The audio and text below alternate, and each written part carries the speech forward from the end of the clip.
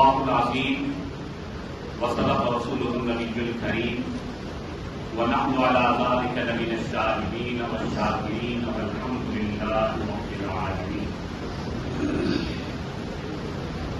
رخ مصطفیٰ کو دیکھا تو دیوں میں جلنا سیکھا۔ یہ دیے جن سے روشنی حاصل کرتے ہیں، یہ تو جدید دور ہے۔ یوں سمجھ لو کہ اس دور میں جتنی بھی روشنی حاصل کرنے کے ذرائع ہیں، یہ سب اس سے مراد دیے جا سکتے ہیں، کیونکہ محفل نعت بھی اس پروگرام کا ایک حصہ ہے۔ اس لیے اپنے آقا صلی اللہ علیہ وسلم کی محبت میں عرض کروں، رخ مصطفیٰ کو دیکھا تو دیوں نے جلنا سیکھا، یہ کرم ہے مصطفیٰ کا کہ شب غم نے ڈھلنا سیکھا۔ یہ زمین رکی ہوئی تھی، یہ فلک تھما ہوا تھا، چلے جب میرے محمد کو دنیا نے چلنا سیکھا۔ ماشاءاللہ، آپ کا ذوق تازہ ہے۔ پھر عرض کروں کہ رخ مصطفیٰ کو دیکھا تو دیوں نے جلنا سیکھا، یہ کرم ہے مصطفیٰ کا کہ شب غم نے ڈھلنا سیکھا۔ یہ زمین رکی ہوئی تھی، یہ فلک تھما ہوا تھا، چلے جب میرے محمد کو دنیا نے چلنا سیکھا۔ میرا دل بڑا ہی بے حس تھا، کبھی نہیں یہ تڑپا، سنی جب نعت مصطفیٰ تو یہ دل مچلنا سیکھا۔ میں تلاش میں تھا رب کی، کہاں ڈھونڈتا میں اس کو، میں تلاش میں تھا رب کی، کہاں ڈھونڈتا میں اس کو، لیا نام جب نبی کا تو خدا سے ملنا سیکھا۔ ایک روز جو میں باغ میں گیا تو سب طوطیاں تھی شیریں زباں، کہتی تھی نعت مصطفیٰ بلغ العلا بکمالہ، بلبلیں سب سو بسو لے لے کے ہر ایک گل کی بو، کرتی تھی باہم گفتگو کشفت دجا بجمالہ، عمری بھی اپنے ذوق میں ڈالی تھی گردن ذوق میں، کہتی تھی اپنے شوق میں حسنت جمیع خصالہ، چڑیوں سے سن کر چہچہے انسان بھلا کیوں چپ رہے، لازم ہے اس کو یوں کہے صلو علیہ وآلہ۔ ایک بار گھومے بات اللہم صلی علی سیدنا و مولانا محمد عبدہ و رسولہ وصلی علی المؤمنین والمؤمنات والمسلمین والمسلمات وبارک علی سیدنا و مولانا محمد وازواجہ وذریتہ۔ انتہائی قابل احترام مؤسسین، یہاں کے تمام ذمہ داران، انصاف دیگر تمام احباب اور انتہائی دعاؤں کے مستحق میرے قوم کے نونہال، میری قوم کا مستقبل، میری قوم کے معمار، مستقبل میں میرے ملک کو سنبھالنے والے ہونہار میرے طلباء کرام، آج الحمدللہ آپ حضرات کے یہاں اس پر رونق محفل، باوقار محفل، عظیم الشان محفل میں الحمدللہ حاضری کا شرف حاصل ہوا۔ آپ کا نظم، آپ کا ڈسپلن، آپ کی ترتیب، آپ کی محبت، آپ کا ذوق اور آپ کی طلب اور آپ کی لگن اور آپ کی توجہ دیکھ کر دل باغ باغ ہو گیا۔ الحمدللہ ایسی محفلیں کہ جہاں اللہ اور اللہ کے نبی کا نام ہو، اسی طرح باوقار ہونی چاہیے، باادب طریقے سے اسی انداز میں بیٹھنا چاہیے۔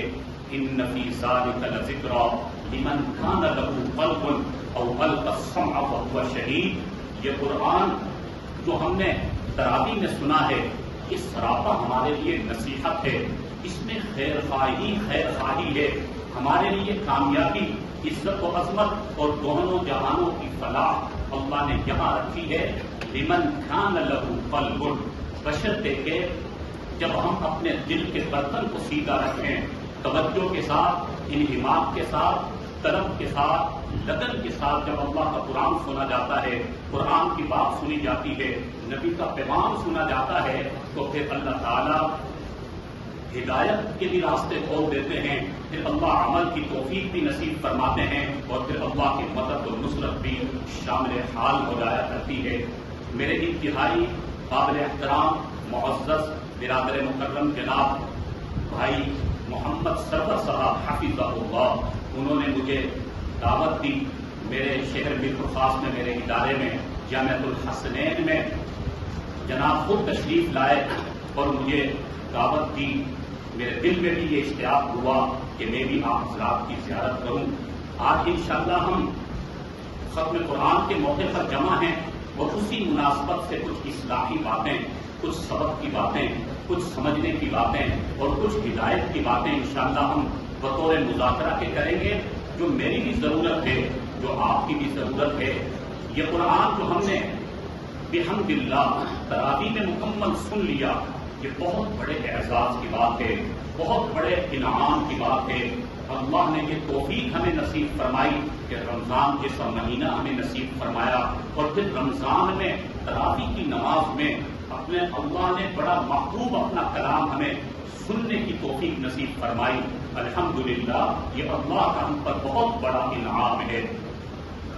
آج کا میرا عنوان ہے، جس کا نام یا موضوع یہ ہے، 4 انسانی اعمال پر 4 رحمانی وعدے۔ توجہ ہے بھی تمام طلبہ کی؟ ہمارا عنوان کیا ہے؟ یہ ایک سبق ہے، یاد کر کے اس نیت سے سنیں کہ انشاءاللہ ایک نیا ٹاپک، نیا عنوان آج آپ سنیں گے اسی قرآن میں سے۔ اللہ تعالیٰ نے اسی قرآن میں 4 ایسے انسانی اعمال کا ذکر فرمایا کہ ساتھ ہی 4 نقد اللہ نے وعدے بھی فرما لیے۔ 4 انسانی اعمال پر 4 رحمانی وعدے، رحمانی یعنی اللہ کے وعدے۔ ویسے تو جتنے بھی اعمال کا ہمیں حکم دیا گیا، ان کے درجات اور ان کے بدلے اللہ نے ذکر فرمائے، بہت سے آخرت میں ملیں گے، لیکن آج میں ایسے 4 انسانی اعمال کا ذکر کرنا چاہتا ہوں کہ جن کا نقد وعدہ، اور وعدہ کرنے والی ذات کون ہے؟ اللہ کی ذات ہے۔ کس کی ذات ہے بھائی؟ اللہ کی ذات ہے۔ وعد اللہ لا یخلف اللہ، اللہ جب وعدہ فرماتے ہیں تو اللہ اپنے وعدے کی خلاف ورزی نہیں فرماتے، ہرگز اللہ اپنے وعدوں کی خلاف ورزی نہیں فرماتے، یقیناً اللہ اپنے وعدوں کو مکمل فرماتے ہیں۔ تو آج ہم قرآن میں سے، یہ قرآن جو ہم نے تراویح میں سنا ہے، یہ قرآن جو ہمیں صدائیں لگاتا رہا، یہ قرآن جو ہمیں بتاتا رہا کہ میں ہوں کامیابی کا ذریعہ، فقط مجھے سننے تک محدود نہ رکھو، میرے منشور کو سمجھو، میرے دستور کو سمجھو، میں کتاب حیات ہوں، میں دستور حیات ہوں۔ اللہ نے مجھے تمہارے لیے ضابطہ حیات بن کر بھیجا ہے، بنا کر بھیجا ہے۔ اسی قرآن میں تمہاری دونوں جہانوں کی فلاح ہے۔ اسی قرآن میں اللہ نے 4 اعمال کا ذکر کیا ہے اور 4 بھی وعدے بھی ساتھ فرما دیے۔ نمبر 1، قرآن کریم میں اللہ تعالیٰ نے ارشاد فرمایا، لَإِن شَكَرْتُمْ لَأَزِيدَنَّكُمْ، فرمایا میرے بندو میرا حکم سن لو، اگر تم میرا شکر ادا کرتے رہو گے، ہر دم، ہر آن، ہر گھڑی، زندگی کے ہر موڑ پر، ہر نشیب و فراز میں، لیل و نہار، صبح شام، زندگی کے ہر موڑ پر میرے بندو جب تم میرا شکر ادا کرتے رہو گے، لَإِن شَكَرْتُمْ لَأَزِيدَنَّكُمْ، اللہ فرماتے ہیں میرا شکر، میرا بندہ یا میری بندی جب یہ میرا شکر ادا کریں گے تو میرا وعدہ ہے لَأَزِيدَنَّكُمْ، میں اس کی اس نعمت میں اضافہ کر دوں گا، دنیا میں ہی اضافہ کر دوں گا۔ جتنا اللہ کا شکر ادا ہوتا رہے گا، اللہ ہماری نعمتوں میں، انعامات میں، رحمتوں میں، برکتوں میں اضافہ فرماتے رہیں گے۔ یہ کس کی بات ہے؟ خود خلاق عالم کی بات ہے۔ خود ہی فرمایا میرے بندو یہ عمل کرنا، شکر کو نہ چھوڑنا، ہر دم شکر ادا کرتے رہنا۔ زندگی میں نشیب و فراز بھی آئیں گے، تیج و خم بھی آئیں گے، کٹھنائیاں بھی آئیں گی، مسائل بھی آئیں گے، زندگی میں مختلف قسموں کی الجھنیں بھی آئیں گی، ٹینشن بھی آئیں گی، کبھی کبھی تمہیں آزمایا بھی جائے گا۔ وَلَنَبْلُوَنَّكُمْ بِشَيْءٍ مِّنَ الْخَوْفِ وَالْجُوعِ وَنَقْصٍ مِّنَ الْأَمْوَالِ وَالْأَنفُسِ وَالثَّمَرَاتِ، اللہ فرماتے ہیں کبھی کبھی میرے بندوں میں تمہیں آزماؤں گا، مختلف انداز میں آزماؤں گا، کبھی تمہیں مال دے کر آزماؤں گا، کبھی مال چھین کر آزماؤں گا، کبھی تمہیں لہلہاتی کھیتیاں دے کر آزماؤں گا، کبھی تمہاری کھیتیاں اجاڑ کر تمہیں آزماؤں گا، کبھی خوف دے کر آزماؤں گا، کبھی بھوک دے کر آزماؤں گا۔ حالات تو آئیں گے، نشیب و فراز تو آئیں گے، مشکلات تو آئیں گی، کہ دنیا کی زندگی کو اللہ نے خوشی اور غمی سے مل کر عبادت کیا ہے، جہاں پر مختلف قسموں کے معاملات ہوں گے۔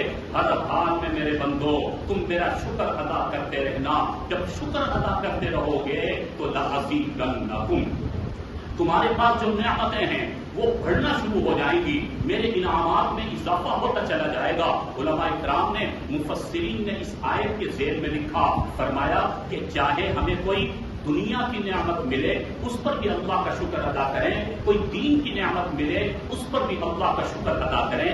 مثلا کوئی دنیا کی نعمت مل گئی، اللہ نے ہمیں اپنا گھر دے دیا، اللہ نے ہمیں اپنی گاڑی عطا فرما دی، اللہ نے دنیا کی کوئی بھی نعمت، کوئی بھی منصب مل گیا، عہدہ مل گیا، کوئی بھی بڑا رتبہ اور مقام مل گیا، فرمایا کہ اس میں ہمارا کوئی اپنا کمال نہیں، اس پر کبھی بھی ناز نہیں ہونا چاہیے کہ شاید میں بڑا باکمال ہوں، میری صلاحیتیں زیادہ ہیں جو میں اتنا بڑے رتبے کا مالک بن گیا۔ فرمایا نہیں، اس پر اللہ کا شکر ادا کرو کہ اللہ ہی نے کرم اور فضل فرمایا کہ اللہ نے آپ کو یہ دنیا کی نعمت عطا فرما دی۔ لئن شکرتم، جب اس پر شکر ادا کرو گے تو اللہ کا وعدہ ہے اللہ تعالیٰ تمہاری اس نعمت میں اضافہ فرما دیں گے۔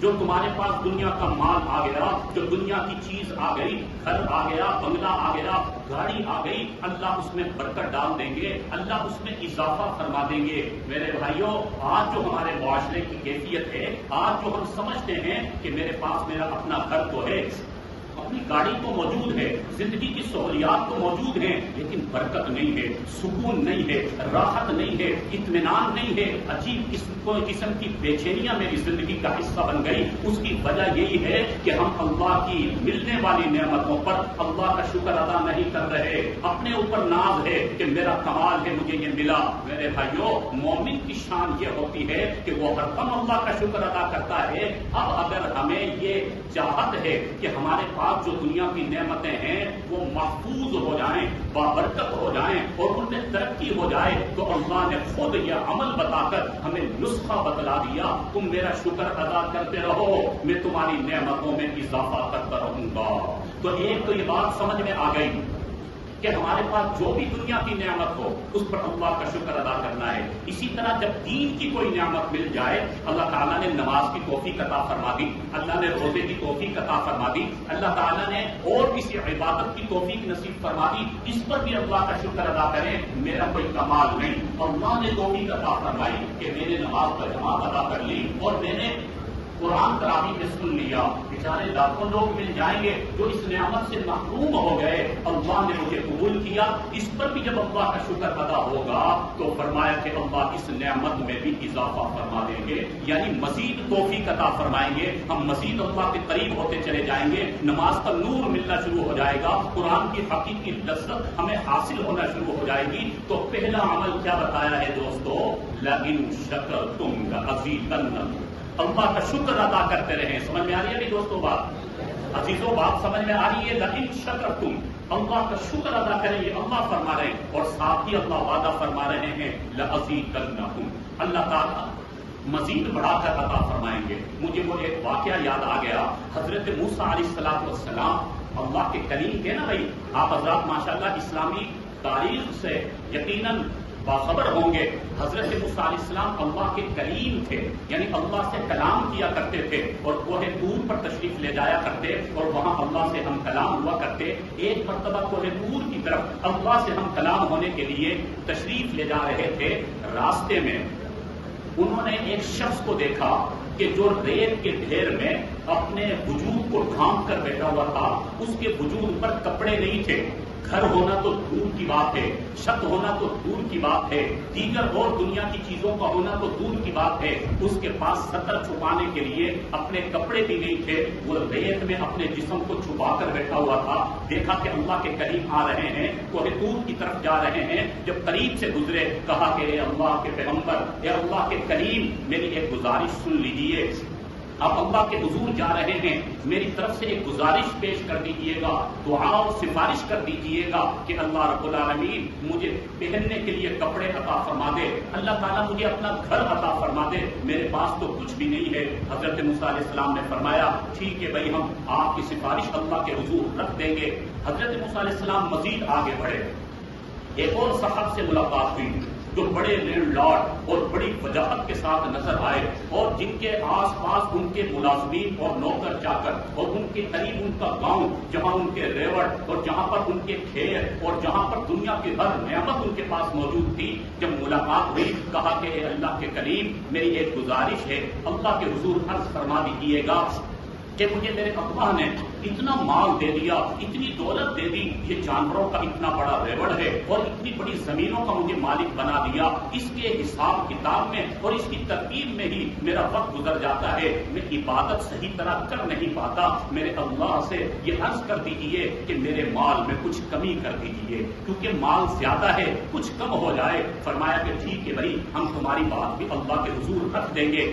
حضرت موسیٰ علیہ السلام پہنچے، اللہ سے ہم کلامی ہوئی، موسیٰ علیہ السلام بھول گئے، اللہ رب العالمین نے خود یاد دلایا، اللہ تو علام الغیوب ہے، فرمایا کہ میرے کریم کیا کسی نے سفارش کے لیے بھی کہا؟ ہاں یا اللہ میں بھول گیا، میرے ایک امتی نے یوں عرض کیا کہ میرے پاس مال زیادہ ہے، کمی کی دعا کر دیجیے، اور میرے ایک امتی نے یہ دعا کی ہے، درخواست کی ہے کہ میرے پاس تو پہننے کے کپڑے نہیں ہیں، مجھے اتنا مل جائے کہ میری دنیا کی ضرورت پوری ہو جائے۔ اللہ نے فرمایا میرا ایک سیدھا سا قاعدہ اور ضابطہ ہے، جس کے پاس مال زیادہ ہے اس کو کہو کہ میری ناشکری شروع کر دے، جو میری ناشکری کرے گا وَلَئِن كَفَرْتُمْ إِنَّ عَذَابِي لَشَدِيدٌ، جو کفران نعمت کرتا ہے، جو ناشکری کرتا ہے، میں ان کے مال کو گھٹا دیتا ہوں، ان کی نعمتوں کو سلب کر لیتا ہوں، اس کو کہو کہ میری ناشکری شروع کر دے، اس کا مال کم ہونا شروع ہو جائے گا۔ اور وہ دوسرا شخص جو کہتا ہے کہ میرے پاس کچھ بھی نہیں، اسے کہو کہ وہ اس حال میں بھی میرا شکر ادا کرے، اس حال میں بھی میرا شکر ادا کرتے رہے، میرا وعدہ ہے میں اس کی نعمت میں اضافہ کرتا چلا جاؤں گا۔ حضرت موسیٰ علیہ السلام واپس آئے، پہلے وہی شخص ملا جس کے پاس مال کی کثرت تھی، عرض کیا کہ یہ اللہ کے کریم کیا میری سفارش آپ نے عرض کر دی؟ فرمایا ہاں بھائی، اللہ نے جو حکم دیا ہے کہ میری ناشکری شروع کر دو، میں تمہارے مال میں کمی کر دوں گا۔ وہ عرض کرنے لگا اے کلیم اللہ، یہ کیسے ممکن ہوگا جس میرے اللہ نے مجھے اتنا کچھ عطا فرمایا، میں اپنے اس اللہ کی ناشکری کروں؟ یہ تو میری غیرت گوارا نہیں کرتی، میں تکان اللہ کی ناشکری نہیں کر سکتا۔ فرمایا بھائی پھر تمہارا اور اللہ کا معاملہ ہے، تم جانو اور تمہارا اللہ جانے، میں نے تو تم تک پیغام پہنچا دیا۔ مزید آگے بڑھ گئے، وہی شخص ملا جس نے اپنے وجود کو ریت کے اندر ڈھانپ رکھا تھا، اس نے دیکھا حضرت تشریف لا رہے ہیں، فرمایا اللہ کے کریم کہ اللہ کے حضور آپ نے میری سفارش رکھی؟ ہاں بھائی، اللہ نے کیوں حکم دیا ہے کہ اس حال میں بھی میرا شکر ادا کرو، میں آہستہ آہستہ تمہاری نعمتوں میں اضافہ کر دوں گا۔ وہ سن کر کہنے لگا کہ اللہ کے کریم میں کس بات پر شکر ادا کروں؟ میرے پاس تو رہنے کے لیے گھر نہیں، پہننے کے لیے کپڑے نہیں، اپنا سطر بھی میں نے اس ریت میں ڈھانپ رکھا ہے، میں کس بات پر شکر ادا کروں؟ اس انسان نے اس وقت ناشکری کی، اس نے یہ نہیں دیکھا کہ وہ فی انفسکم افلا تبصرون، اللہ نے وجود کی شکل میں کتنی نعمتیں عطا فرمائی ہیں، آنکھ سے لے کر پاؤں تک ہمارے پاس کتنی نعمتیں ہیں، وہ فی انفسکم افلا تبصرون۔ یہ قرآن کہتا ہے انسان تم اپنے سراپے پر غور کرو، خارجی نعمتوں کو چھوڑو، تمہاری داخلی نعمتوں پر غور کرو۔ اللہ نے تمہیں وجود کی شکل میں کتنی نعمتیں عطا فرمائی، تم ان وجود کی نعمتوں کا بھی شکر ادا کرنے کا حق ادا نہیں کر سکتے۔ یہ ایک سانس کا اندر سے باہر آنا اور باہر سے اندر کا جانا، یہ ایک نعمت ہے۔ اگر کسی انسان کا اندر سے باہر سانس نہ نکلے یا باہر کا آکسیجن اسے نہ ملے تو اس کی زندگی خطرے میں پڑ جاتی ہے۔ معلوم ہوا کہ ایک ایک سانس کا ملنا یہ اللہ کی بہت بڑی نعمت ہے، اس کا بھی شکر ادا نہیں کر سکتے۔ حضرت موسیٰ علیہ السلام نے فرمایا بھائی تمہاری مرضی، میں نے تم تک پیغام پہنچا دیا، اب یہ تمہارا معاملہ ہے، اللہ کا معاملہ ہے۔ حضرت موسیٰ علیہ السلام چلے گئے اور تھوڑی دیر میں ایک ہوا چلی کہ جس نے اس ریت کو، جس ریت میں اس نے اپنے وجود کو ڈھانپ رکھا تھا، اس ہوا نے اس ریت کو اڑا کر منتشر کر دیا۔ وہ ریت بھی اس کے لیے ایک نعمت تھا۔ لیکن جب اس نے ناشکری کی تو اللہ نے اس نعمت کو بھی چھین لیا، وہ ریت بھی چلا گیا، اب اس کے پاس وجود ڈھانپنے کے لیے وہ ریت بھی موجود نہیں تھا۔ میرے عزیزوں اور میرے قابل احترام بزرگان دین، اس واقعے سے ہمیں کیا سبق مل رہا ہے کہ اللہ کی ناشکری میں کامیابی نہیں ہے۔ زندگی میں چاہے کیسے ہی حالات کیوں نہ آ جائیں، کیسے ہی آزمائشیں کیوں نہ آ جائیں، کبھی بھی ناشکری کے بول نہ بولیں۔ ہر وقت راضی برضا رہنا یہی مومن کی شان ہے، یہی مسلمان کی شان ہے کہ جس حال میں میرا اللہ رکھے میں اللہ کا شکر ادا کرتا رہوں گا۔ اگر ناشکری کریں گے تو پھر جو نعمت ملی ہوگی وہ بھی ہم سے چھنتی چلی جائے گی۔ تو پہلا عمل دوستو کیا ہے کہ جس پر اللہ کا وعدہ نقد وعدہ، دنیا میں اسی وقت میرا شکر ادا کرو، میں یہیں پر تمہیں اس کا بدلہ اور اس کا انعام تمہیں ادا کروں گا۔ تمہیں یاد رہے گا پہلا انسانی عمل جس پر رحمانی وعدہ شکر الہی، ہر دم اللہ کا شکر ادا کرنا ہے۔ نمبر 2 آگے بڑھتے ہیں، دوسرا انسانی عمل جس پر رحمان کا اللہ کا وعدہ ہے۔ قرآن میں اللہ نے حکم فرمایا وقال ربکم ادعونی استجب لکم، فرمایا کہ میرے بندو تم مجھے پکارو میں تمہاری پکار کا جواب دوں گا۔ میرے بندو تم مجھ سے دعا کرو میں تمہاری دعاؤں کو قبول کروں گا۔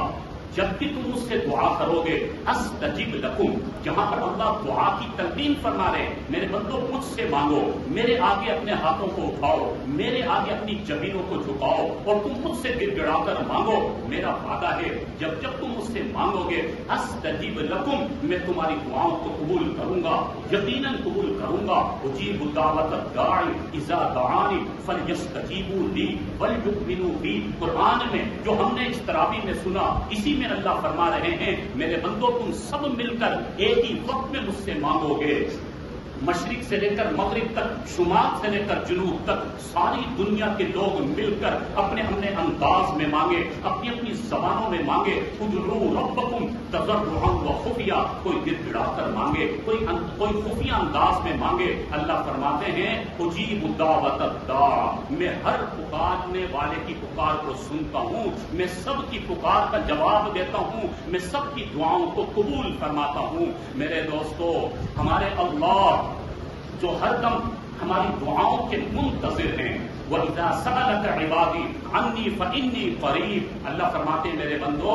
تم میرے قریب ہو، یا اللہ آپ ہمارے کتنے قریب ہیں، من حبل الورید، فرمایا میرے بندو میں تمہاری رگ حیات سے زیادہ قریب ہوں، تم مجھے پکارو تو صحیح، تمہارے مانگنے میں دیر ہے میرے دینے میں دیر نہیں ہے، تیرے کرم سے ایک قریب کون سی شے مجھے ملی نہیں، جھولی ہی میری تنگ ہے، تیرے یہاں کمی ہے۔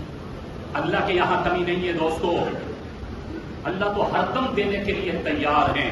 اللہ کا تو وعدہ ہے تم مجھ سے مانگو میں تمہیں عطا کروں گا۔ مجھے وہ ایک واقعہ یاد آ گیا، آپ کو سناتا ہوں، انشاءاللہ ایمان تازہ ہوگا کہ اللہ تعالیٰ تو ہماری دعاؤں کے منتظر ہیں کہ کب میرے بندے مجھ سے مانگے۔ ایک شخص جو بت پرست تھا، جو ہمیشہ بتوں کو پوجا کرتا تھا، اس نے اپنے ہاتھ سے اپنے ایک بت بنا رکھا تھا اور اپنے سامنے رکھ کر روزانہ اپنے بت کو پکارا کرتا تھا۔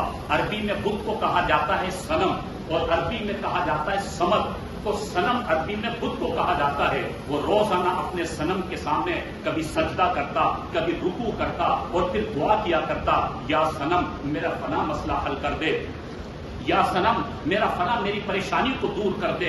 روزانہ دعائیں کیا کرتا، روزانہ یا صنم یا صنم یا صنم۔ اس کے صنم نے اس کی پکار کو کہاں سننا تھا، اس کی دعا کو کہاں سننا تھا، وہ تو خود ایک پتھر کا بنا ہوا بت تھا۔ ساری زندگی گزار دی اپنے بت کو پکارتے پکارتے۔ روایات میں آتا ہے کہ ایک مرتبہ اس کی زبان سے وہ پڑھتے، وہ کہتے کہتے اس کو اونگ آ گئی، نیند آ گئی، اور اونگ کی حالت میں اس کی زبان سے یا صنم کی جگہ پر یا صمد کا لفظ نکل گیا۔ اللہ اکبر! جیسے ہی اس کی زبان سے یا صمد کا لفظ نکلا، صمد چونکہ اللہ کا نام ہے، جیسے ہی اس نے اپنی زبان سے نیند کی حالت میں یا صمد کا لفظ پکارا، فوراً جواب آیا لبیک یا عبدی، حاضر ہوں میرے بندے، بتا تیرا مسئلہ کیا ہے۔ اللہ اکبر! فرشتوں نے عرض کیا یا اللہ یہ تو تیرا نافرمان بندہ ہے، بتوں کو پکارنے والا، ساری زندگی بت کو پوچھتا رہا، آج آپ کو اس نے پکارا، لیکن دل سے نہیں پکارا، یا اللہ اس نے تو انجانے میں نیند کی حالت میں پکارا اور آپ نے لبیک یا عبدی فرما دیا، آپ نے فوراً اس کی پکار کا اور اس کی دعا کا جواب دے دیا، یا اللہ یہ تو تیرا نافرمان بندہ ہے۔ اللہ نے فرمایا میرے فرشتوں مجھے پتا ہے یہ میرا نافرمان بندہ ہے، ساری زندگی اپنے صنم کو پکارتا رہا، اس کے صنم نے اس کو جواب نہ دیا، آج بھولے سے صحیح مجھ سمد کو اس نے پکارا، اگر آج یہ سمد بھی اس کی پکار کا جواب نہ دیتا تو اس صنم میں اور اس سمد میں فرق کیا رہتا؟ یہ اللہ کی ذات ہے میرے بھائیوں۔ اللہ فرما رہے ہیں میں کسی کی دعا کو رد نہیں کرتا، لیکن علماء اکرام نے لکھا قرآن و حدیث کی روشنی میں اللہ تعالیٰ دعا کو رد نہیں فرماتے، لیکن اللہ تعالیٰ کے دعا کے قبول کرنے کے اپنے انداز ہیں۔ توجہ ہے بھائی انشاءاللہ، بات کو انشاءاللہ آپ سمجھیں گے انشاءاللہ۔ تو میں نے عرض کیا علماء اکرام نے لکھا کہ دعا کے قبول کرنے کی 3 صورتیں ہیں۔ کتنی صورتیں بھائی؟ 3 صورتیں۔ یہ توجہ سے سنیں، عام طور پر شیطان جو ہے ہمیں مایوس کرتا ہے کہ ہم ہر نماز میں دعا کر رہے ہوتے ہیں، تہجد میں دعا کر رہے ہوتے ہیں اور ہماری دعائیں قبول نہیں ہوتی، شیطان مایوسی کی طرف لے کر جاتا ہے۔ یاد رکھیے حدیث میں آتا ہے کہ اگر پیٹ میں حرام لقمہ نہ جائے، کسی کے پیٹ میں حرام لقمہ نہیں گیا تو یقیناً اس کی ہر دعا قبول ہوگی۔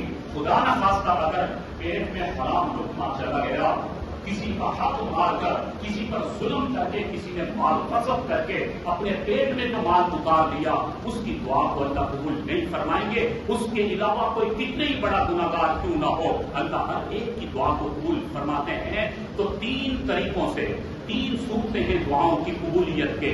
نمبر 1، ہم اللہ تعالیٰ سے دعا کرتے ہیں یا اللہ مجھے ایک گاڑی عطا فرما دے۔ اللہ رب العالمین ایک صورت یہ کرتے ہیں کہ ہماری دعا کو قبول فرما دیتے ہیں۔ اسی انداز میں اللہ تعالیٰ جانتے ہیں کہ ہمیں وہ چیز ملنے میں خیر ہے جو ہم اللہ سے مانگ رہے ہیں، وہ ملنے میں ہمارے لیے فائدہ ہے، تو اللہ رب العالمین ہماری دعا کو قبول فرما لیتے ہیں اور وہ چیز ہمیں مل جاتی ہے، ہمیں شفا مل جاتی ہے، ہمارا مسئلہ حل ہو جاتا ہے۔ یہ دعا تو ہمیں نظر آتی ہے اور ہم کہتے ہیں الحمدللہ ہماری دعا قبول ہو گئی اور ہمارا مسئلہ حل ہو گیا۔ ایک صورت جو نظر آتی ہے۔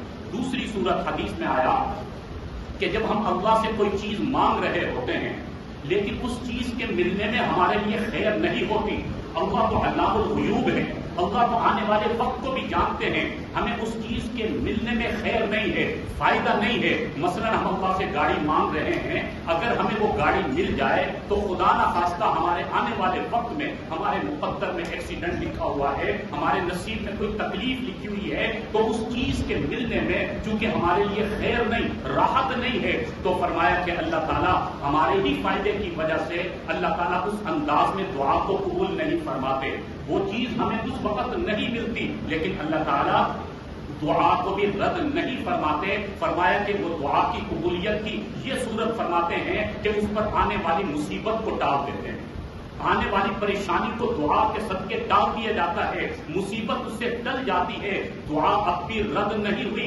اللہ نے دعا کو سن لیا لیکن اس انداز میں سنا ہے، اس طرح قبول فرمایا ہے کہ آنے والا ایکسیڈنٹ جو ہمارے مقدر میں تھا اللہ نے دعا کے صدقے ٹال دیا، آنے والی کوئی بیماری تھی اللہ نے اس کو ٹال دیا، کوئی بہت بڑی آزمائش تھی اللہ نے اس کو ٹال دیا۔ یہ دعا ہمیں نظر تو نہیں آ رہی ہوتی لیکن اللہ نے دعا کو قبول کر لیا ہوتا ہے اور اس میں بھی ہمارا فائدہ ہوتا ہے۔ اور تیسری صورت میں فرمایا ہم اللہ سے کچھ مانگ رہے ہیں، اس کے ملنے میں ہمارے لیے خیر نہیں ہے اور ہمارے مقدر میں آنے والے وقت میں کوئی مصیبت یا پریشانی بھی نہیں ہے، تو پھر بھی اللہ تعالیٰ دعا کو رد نہیں فرماتے۔ فرمایا کہ اس کی دعا کو آخرت کا ذخیرہ بنا کر رکھ دیتے ہیں، دعا ابھی بھی ضائع نہیں گئی، ہماری دعا کو قبول فرما کر اللہ نے آخرت کا ذخیرہ بنا کر رکھ دی۔ فرمایا کہ جب قیامت کا دن ہوگا اور حساب کتاب ہوگا اور جب ترازو سجا دیا جائے گا اور اس وقت فرشتے اس کے نامۂ اعمال میں بہت سے اعمال لے کر آئیں گے، بہت سی دعائیں لے کر آئیں گے، وہ حیران ہوگا کہ یہ اتنے اعمال، اتنے درجات اور اتنی دعائیں کہاں سے آ گئی، میرے اعمال کا تو مجھے اندازہ ہے۔ فرشتے بتائیں گے کہ تم جو دنیا میں دعا کیا کرتے تھے، تم نے نمازیں پڑھ کر دعا کی تھی، تم نے تہجد پڑھ کر دعائیں کی، تم نے تلاوت پڑھ کر تم نے دعائیں کی، تم شب و روز اللہ سے مانگا کرتے تھے، اللہ نے تمہارے ہی فائدے کی وجہ سے دنیا میں تمہاری دعاؤں کو قبول نہیں کیا، آخرت کا ذخیرہ ذخیرہ بنا کر رکھ دیا، یہ وہی دعائیں ہیں۔ روایت میں آتا ہے اس وقت وہ بندہ کہے گا کاش کہ دنیا میں میری کوئی بھی دعا قبول نہ ہوئی ہوتی، اللہ میری ساری دعاؤں کو آخرت کا ذخیرہ بنا کر رکھے۔ تو میرے دوستو، یہ دعائیں کبھی بھی رد نہیں ہوتی۔ اللہ کا وعدہ ہے استجب لکم، یقیناً دعاؤں کو اللہ قبول فرماتے ہیں۔ تو کبھی بھی مایوس نہ ہو کہ ہماری دعائیں قبول نہیں ہو رہی، ہمیشہ اللہ سے مانگتے رہیں، ہمیشہ اللہ سے دعائیں کرتے رہیں، ہر نماز میں کریں، اٹھتے بیٹھتے اللہ سے مانگیں۔ یہ ہمارے نبی کی تعلیمات ہیں۔ ہمارے نبی جو معصوم ذات تھے وہ بھی شب و روز اللہ ہی سے مانگا کرتے تھے۔ تو یہ دوسرا انسانی عمل ہے جس پر اللہ کا وعدہ ہے کہ یقیناً اللہ دنیا میں ہی اللہ تعالیٰ وعدہ پورا فرمائیں گے جس میں ہمارا اپنا فائدہ ہوگا۔ نمبر 3، وہ تیسرا انسانی عمل جو اللہ تعالیٰ اس کا وعدہ فرمائے دنیا میں اس کا بدلہ ملے گا۔ قرآن میں اللہ نے فرمایا وَمَا كَانَ اللَّهُ مُعَذِّبَهُمْ وَهُمْ يَسْتَغْفِرُونَ، فرمایا کہ جو توبہ اور استغفار کرتا رہے گا اللہ اسے ہرگز عذاب نہیں دیں گے۔ دنیا میں اللہ کی طرف سے اسے عذاب نہیں ملے گا۔ جو مختلف شکلوں میں عذاب اور تنبیہ کی مختلف صورتیں ہوتی ہیں، یہ اللہ کا وعدہ ہے تم توبہ کرتے رہو، تم استغفار کرتے رہو، تم میرے آگے وہ آنسو بہاتے رہو، ہر غلطی پر کوتاہی پر تم مجھ سے معافی مانگتے رہو، توبہ کرتے رہو۔ وما کان اللہ معذبہم، یہ اللہ کا وعدہ ہے کہ اللہ تعالیٰ تم پر کبھی عذاب کو نازل نہیں فرمائے گا۔ تو میرے دوستو، یہ توبہ ایسی چیز ہے جو ہمارے لیے نسخہ اکثیر ہے۔ تو روزانہ توبہ کیا کریں، روزانہ استغفار کیا کریں۔ اور توبہ کسے کہا جاتا ہے؟ فرمایا توبہ 3 چیزوں کے مجموعے کا نام ہے۔ مختصراً عرض کروں کہ توبہ کب کامل ہوتی ہے، توبہ توبۃ نصوحہ کب بنتی ہے؟ 3 چیزوں سے مل کر۔ ہم عام طور پر کہتے ہیں ہم نے دعا کی، ہم نے توبہ کی، ہماری توبہ پتہ نہیں قبول نہیں ہو رہی۔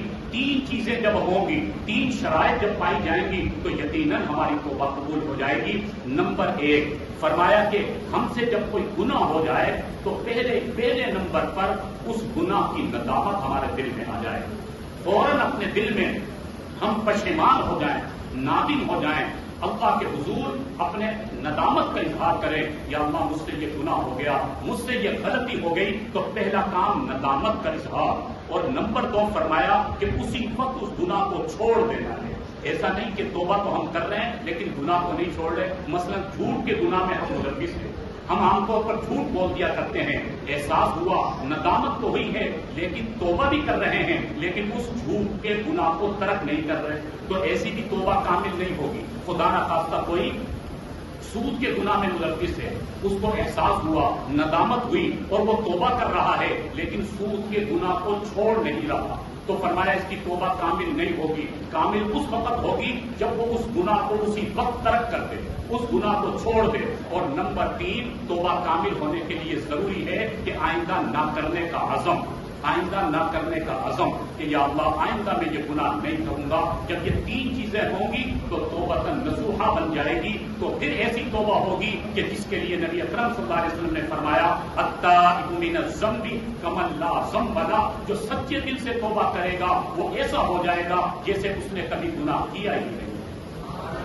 تو اگر ہم نے پاک و صاف ہونا ہے تو اس کے لیے توبۃ نصوحہ ضروری ہے، اور یہ اللہ کا وعدہ ہے کہ اللہ تعالیٰ ہم پر سے عذابات کو اٹھا لیں گے۔ اور چوتھے نمبر پر چوتھا انسانی عمل فرمایا فاذکرونی اذکرکم۔ قرآن پاک میں اللہ فرماتے ہیں میرے بندو تم مجھے یاد رکھو میں تمہیں یاد رکھوں گا، تم مجھے یاد کرو میں تمہیں یاد کروں گا۔ فاذکرونی اذکرکم، تم مجھے یاد کرتے رہو میں تمہیں یاد کرتا رہوں گا، تم مجھے یاد رکھو گے میں ہر دم تمہیں یاد رکھوں گا۔ مفسرین نے لکھا ہم اگر دنیا میں اللہ کو یاد رکھیں گے اللہ آخرت میں ہمیں یاد رکھیں گے، ہم فرش کے اوپر اللہ کو یاد رکھیں گے، کل اللہ فرش کے نیچے جب ہم ہوں گے اپنی قبروں میں اللہ ہمیں یاد رکھیں گے۔ فرمایا کہ جب ہم اپنی آسانیوں میں اللہ کو یاد رکھیں گے اللہ تعالیٰ ہماری مشکلات میں ہمیں یاد رکھیں گے۔ تو فرمایا فاذکرونی، اللہ کا وعدہ ہے جب میرا بندہ مجھے یاد کرے گا تو میں بھی اسے یاد کروں گا۔